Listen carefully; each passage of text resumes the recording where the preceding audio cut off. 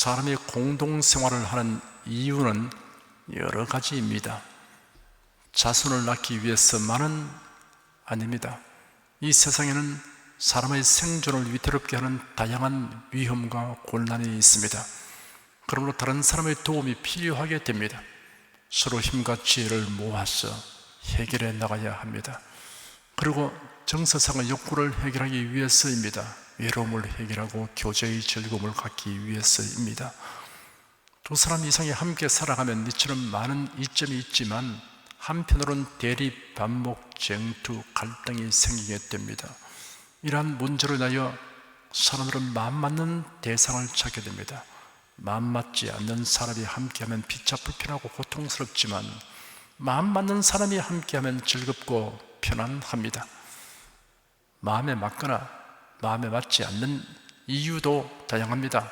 그 중에 큰 비중을 차지하는 것이 성격입니다. 성격이란 개인이 가지고 있는 특유의 품성이며 개인을 특정짓는 지속적이며 일관된 행동 양식입니다. 성격은 선천적인 면도 있으나 습관으로 형성되기도 합니다. 습관은 제2의 천성이다 라는 말이 있습니다. 성격이 서로 맞지 않기 때문에 더 이상 참을 수 없어서 이혼하는 분들이 있습니다. 노년에 이르게 되면 이해의 폭이 넓어지는 경향이 있습니다. 불쌍한 마음도 들고 한편으로는 포기하는 것을 배우면서 달관하게 됩니다. 부부 사이에 완벽하게 마음 맞는 사람은 흔하지 않습니다. 그 원인이 상대방에게 있다고 대체로 생각하지만 사실은 자신이거나 상방 모두일 수 있습니다. 서로 마음이 맞으려면 성격뿐 아니라 신앙이 같아야 하고 인생관이 같아야 합니다. 인생관이라고 하면 너무 거창스럽게 들립니다.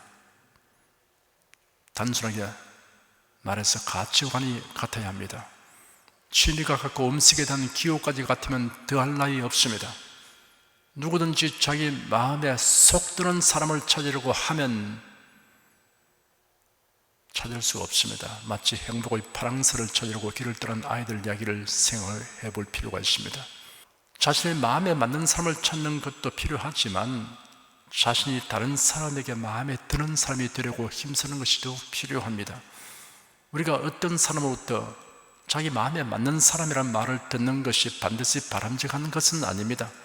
그렇게 말하는 그 사람이 누구인가를 고려해 보아야 하기 때문입니다. 그렇게 말하는 사람이 비교적 선하고 의롭고 진실하다면 기쁜 일이지만 그 반대라면 좋아할 것 없습니다. 제가 여기서 비교적이라고 말한 까닭은 자기를 가리켜 완전히 선하고 의롭고 진실한 사람이라고 말할 수 있는 사람은 없기 때문입니다. 다만 그것이 우리가 도달하려고 하는 목표이기는 합니다. 성경에는 하나님의 마음에 맞는 사람들과 하나님의 마음에 맞지 않는 사람들에 관한 이야기가 기록되어 있습니다. 구약 성경에서 이스라엘의 역사에 대한 기록을 보면 그 조상 다윗과 같지 아니하여 혹은 그 조상 다윗의 길로 행하여 라는 말이 유다 역대 왕들에 대한 평가 기준으로 기록되어 있습니다. 다윗은 이런 면에서 하나님께 인정받는 사람이었습니다. 오늘 본문에는 그 후에 저희가 왕을 구하거늘 하나님이 베냐민 지파 사람 기스의 아들 사울을 40년간 주셨다가 피하시고 다윗을 왕으로 세우시고 증거하여 가라사대 내가 이새의 아들 다윗을 만나니 내 마음에 합한 사람이라 내 뜻을 다 이루게 하리라 하시더니 라고 기록되어 있습니다. 우리가 하나님의 마음에 맞는 사람이 되려면 하나님이 원하시고 기뻐하시며 좋아하시는 것이 무엇인가를 알아야 합니다. 이 시간은 본문에 나오는 다윗이 어떻게 하여 하나님으로부터 내 마음에 맞는 사람이라는 명예로운 칭호를 얻게 되는 것을 살펴보겠습니다. 첫째, 다윗은 자신에게 맡겨진 일을 사명감을 가지고 성실하게 수행하였습니다. 다윗은 이새가 낳은 8명의 아들 가운데 막내였습니다. 소년 다윗은 형들이 다 싫어하는 양치하는 일을 맡았습니다. 그러나 형들에게 불평하지 않고 자기에게 주어진 일을 성실하게 하였습니다. 다윗이 양들을 방목한 들판에는 사자나 곰이 출전하였습니다. 그러니 소년 다윗에게는 위험 부담이 아주 큰 일이었습니다. 심지어 양떼에서 새끼를 움켜가는 사자와 곰을 뒤쫓아가서 붙들고 싸워서 죽였습니다. 목숨을 내건 행동이었습니다. 그렇다 다윗은 아버지와 형들에게 불만을 품지 않았습니다. 그가 형들에 대하여 불만을 품었거나 아버지가 막내인 자기에게 이 어려운 일을 맡기는 것에 대하여 불평을 했으면 사자와 곰이 출몰해서 양떼 새끼를 움켜가면 수수방관했을 것입니다. 그리고 아버지에게 사자와 곰이 자주 출몰해서 양떼 새끼를 움켜갑니다. 나는 어리고 약하니 속수무책입니다. 형들이 양을 쳐야 합니다 라고 요구했을 것입니다. 다윗은 그렇게 하지 않았습니다. 자기가 맡겨진 일에 책임감을 가지고 성실하고 즐겁게 수행하였습니다. 적극적이고 능동적으로 일했습니다. 사람에게 하듯 하지 않고 하나님께 하듯이 하였기 때문입니다. 골로새서 3장 23절 24절에 기록되기를 무슨 일을 하든지 마음을 다하여 주께 하듯 하고 사람에게 하듯 하지 말라. 이런 유업의 상을 주께 받을 줄 알미니 너희는 주 그리스도를 섬기느니라 하였습니다. 시편 23편은 다윗이 목동 생활의 경험을 통해서 영감을 받아 기록한 것으로 유추할 수 있습니다. 여호와는 나의 목자시니 내가 부족함이 없으리로다. 그가 나를 푸른 청에 누이시며 술 많은 물가로 인도하신도다. 내 영혼을 소생시키시고 자기 이름을 위하여 의의 길로 인도하시는도다. 내가 사망의 엄침한 골짜기로 다닐지라도 해를 두려워하지 않을 것은 주께서 나와 함께 하심이라. 주의 지팡이와 막대기가 나를 안위하시나이다. 주께서 내 원수의 목전에서 내게 상을 베푸시고 기름으로 내 머리에 바르시니 내 잔이 넘치나이다.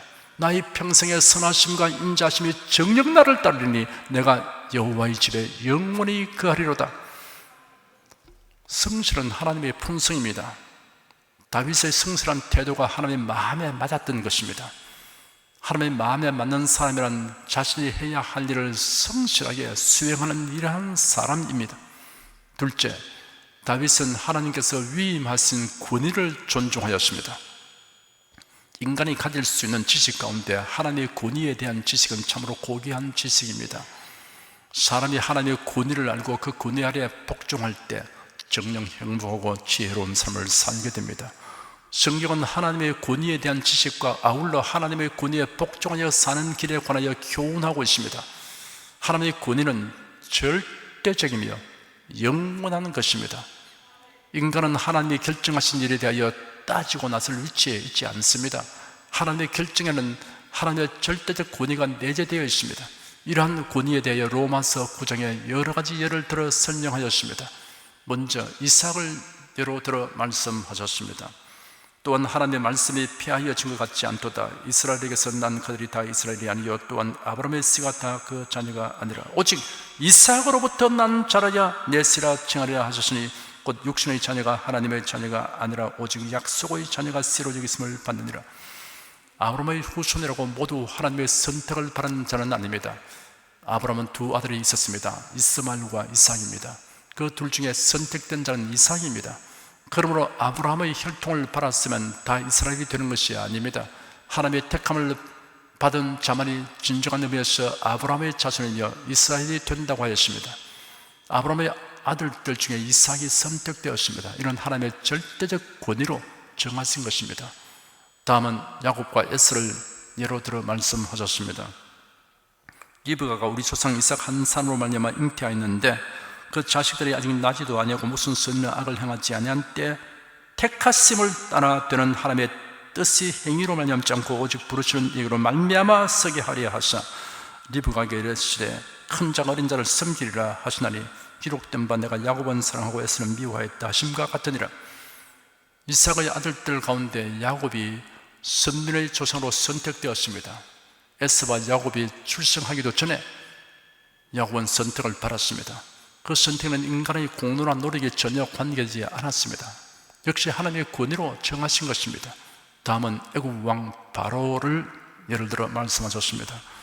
성령이 바로에게 이르시되 내가 이 일을 위하여 너를 세우시니 곧 너로 말미암아 내 능력을 보이고 내 이름이 온 땅에 전파되게 하려 함이로라 하시니 그런즉 하나님께서 하고자 하신 자를 긍휼히 여기시고 하고자 하신 자를 강팍해 하시느니라.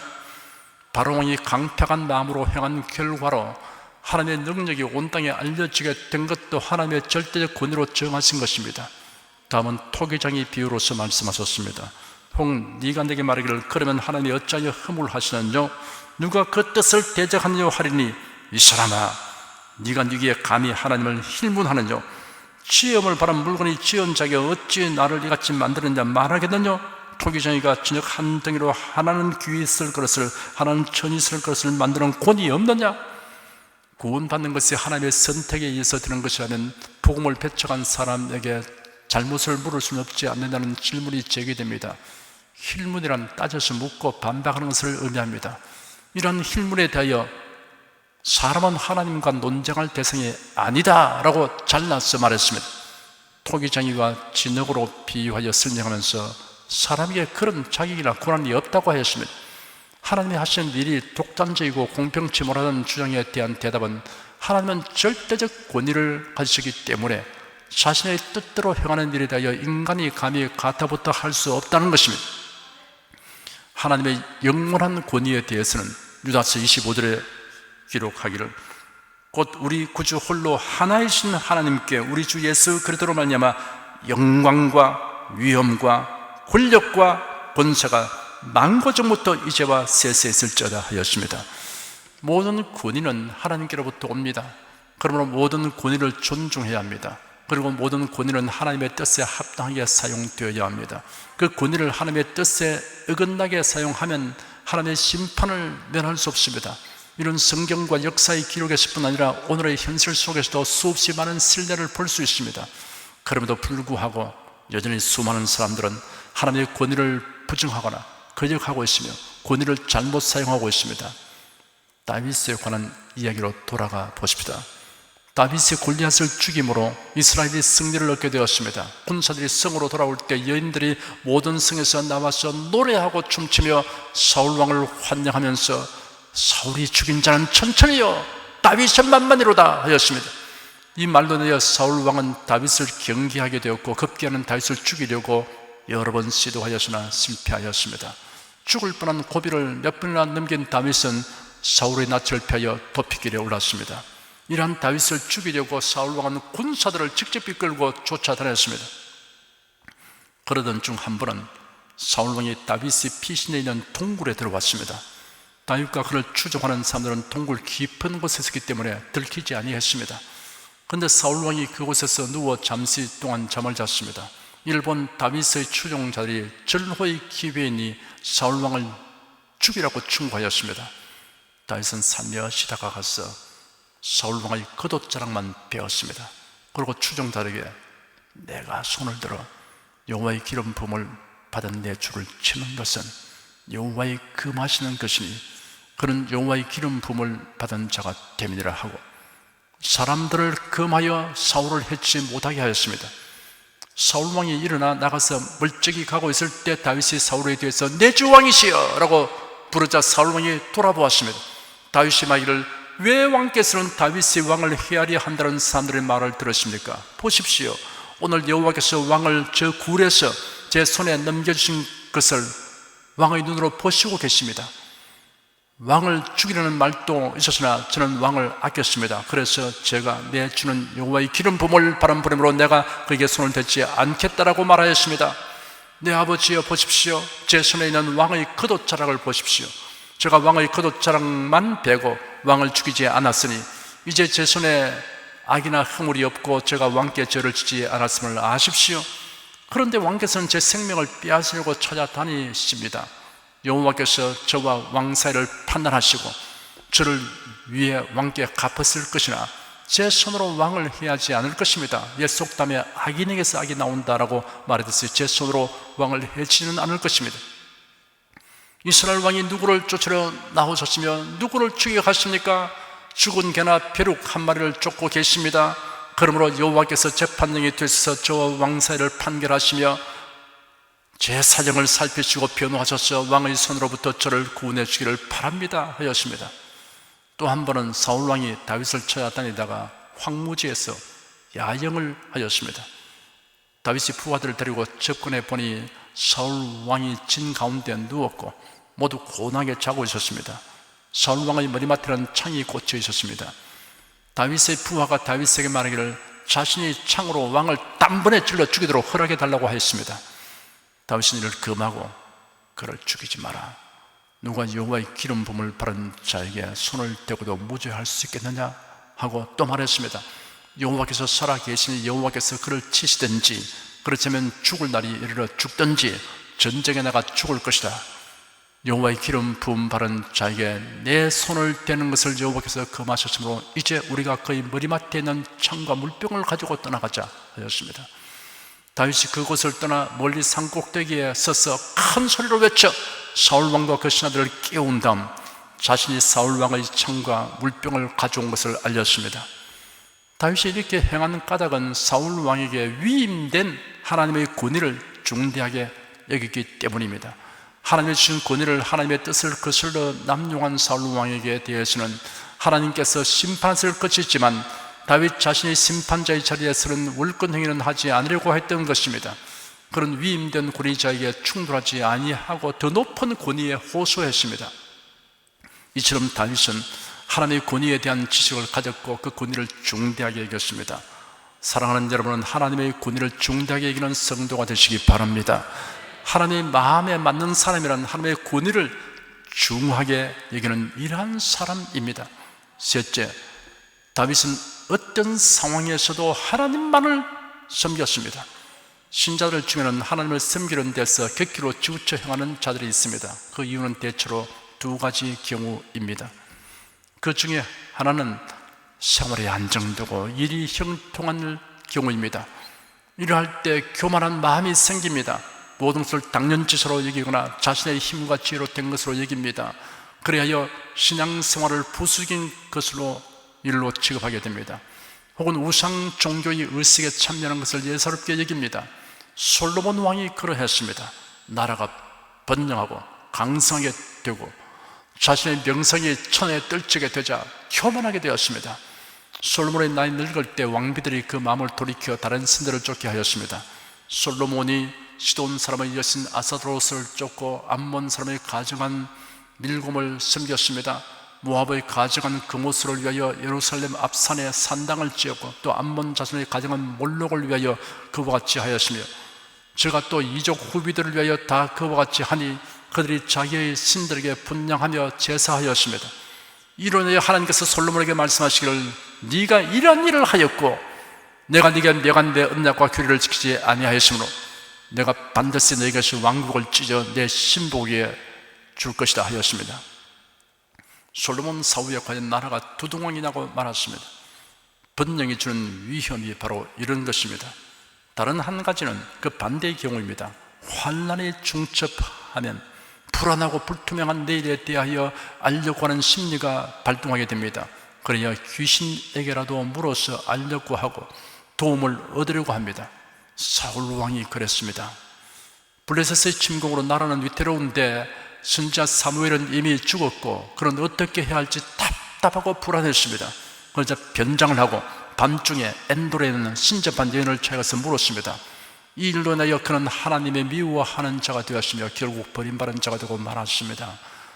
다윗은 어떠한 상황에 처할지라도 여호와 하나님만을 섬겼습니다.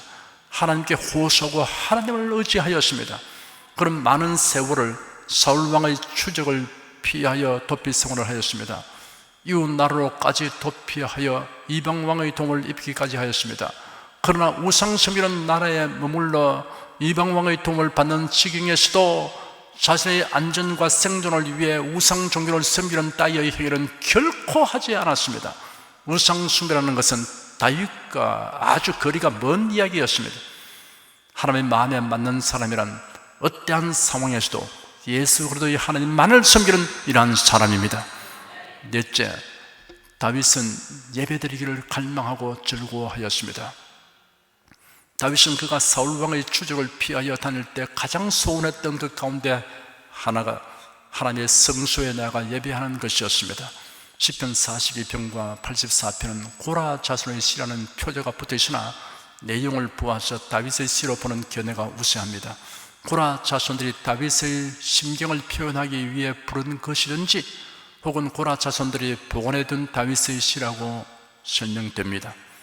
내가 전에 성의를 지키는 무리와 동하여 기쁨과 찬송의 소리를 바라며 저희를 하나님의 집으로 인도하였더니 이제 이 일을 기하고 내 마음이 상하는도다. 주의 궁정에서 한 날이 다른 곳에서 천날보다 나은즉 악인의 장막의 감보다 내 하나님 문지기로 오는 것이 좋사오니. 이 두 편의 시는 다윗이 망명시기가 아니면 압살롬의 반역으로 예루살렘을 떠나 있을 때 지은 것입니다. 다윗은 이처럼 성소에서 예배를 갈망하였습니다. 하나님의 전에서의 예배, 성도들이 함께 모여 드리는 예배와 성인을 지키는 즐거움을 갈망하는 마음은 간절하지만 몸으로서는 지금 하나님의 집에 갈 수 없습니다. 성소에 갈 수 없습니다. 안타까웠습니다. 속으로 눈물을 지었습니다. 그 마음이 괴로웠습니다. 다윗은 하나님의 말씀을 묵상하는 것과 찬송하고 기도하는 것이 큰 기쁨이었습니다. 시편 기자는 말하기를 복 있는 사람은 악인의 꾀를 쫓지 아니하며 죄인의 길에 서지 아니하며 오만한 자의 자리에 앉지 아니하고 오직 여호와의 율법을 즐거워하여 그 율법을 주야로 묵상하는 자로다 하였습니다. 시편 119편 164절에는 주의 의로운 규례를 하여 내가 하루 7번씩 주를 찬양하나이다 라고 말했습니다. 시편 65편 2절에는 기도를 들으시는 주여 모든 육체가 주께 나오리다 라고 말했습니다. 예배 시간에 우리가 하나님의 말씀을 상고하고 하나님을 찬송하며 하나님께 기도드리는 즐거움을 누리게 됩니다. 하나님과 깊이 교통할 수 있습니다. 다윗은 하나님을 예배하는 처소인 성전을 건축하기를 열망하였습니다. 그러나 하나님은 성전 건축을 다윗에게 허락하지 아니하시고 그 아들 솔로몬이 하겠다고 말씀했습니다. 그래서 다윗은 성전 건축을 위한 자재와 건축 비용과 기술자들을 넉넉하도록 예비하는 일을 하였습니다. 성전 건축 설계까지 다 했습니다. 이 모든 것을 그 아들에게 넘겨주었습니다. 다윗은 이같이 하나님을 예배하는 것을 큰 즐거움과 특권으로 여겼습니다. 하나님의 마음에 맞는 사람이란 예배드리기를 갈망하고 즐거워하는 이러한 사람입니다. 지금까지 살펴본 것 외에도 우리는 다윗에게서 독특한 모범들을 볼 수 있지만 이 시간 그 중에서 4가지만 말씀드렸습니다. 다윗은 자신에게 맡겨진 일을 사명감을 가지고 성실하게 수행하였습니다. 다윗은 하나님께서 위임하신 권위를 존중하였습니다. 다윗은 어떤 상황에서도 하나님 말을 섬겼습니다. 다윗은 예배드리기를 갈망하고 즐거워하였습니다. 하나님께서 내가 이새의 아들 다윗을 만나니 내 마음에 맞는 사람이라 내 뜻을 다 이루게 하리라 라고 말씀하신 이유는 무엇보다도 하나님의 주권적 선택에 있습니다. 그러나 한편으로는 다윗의 성품과 신앙적 태도에도 관련이 있습니다. 여러분과 저 역시 다윗의 성품과 신앙적 태도를 본받아 행함으로 하나님으로부터 내 마음에 맞는 사람이라는 영예로운 칭으로 불리어지게 되기를 바랍니다. 기도하겠습니다. 사람이 공동생활을 하면 서로 의지가 되고 많은 이점도 있지만 또한 대립, 반목, 갈등도 생기고 고통도 따릅니다. 그래서 마음 맞는 사람끼리 어울리려고 애를 쓰지만 그것이 쉽지가 않습니다. 경험해본 결국은 자기가 다른 사람 마음에 드는 사람이 되어야 한다는 것도 배우게 되지만 그러나 하나님 마음에 맞는 사람이 되어야 한다는 진리를 아는 사람은 별로 많지 않습니다. 하나님 이 소중한 대단히 중대한 진리를 우리에게 계시해 주신 것을 감사합니다. 그리고 그 본보기를 주신 것을 감사합니다. 오늘 이 말씀을 들을 때 우리 마음에 깊이 새겨지게 하여 주시고 하나님 마음에 맞는 사람 되겠다는 결심을 하게 하여 주시옵시고 다윗과 같은 훌륭한 모든 본보기를 쫓아 행하는 저희들 되게 하여 주시옵소서. 예수 그리스도로 기도드립니다. 아멘.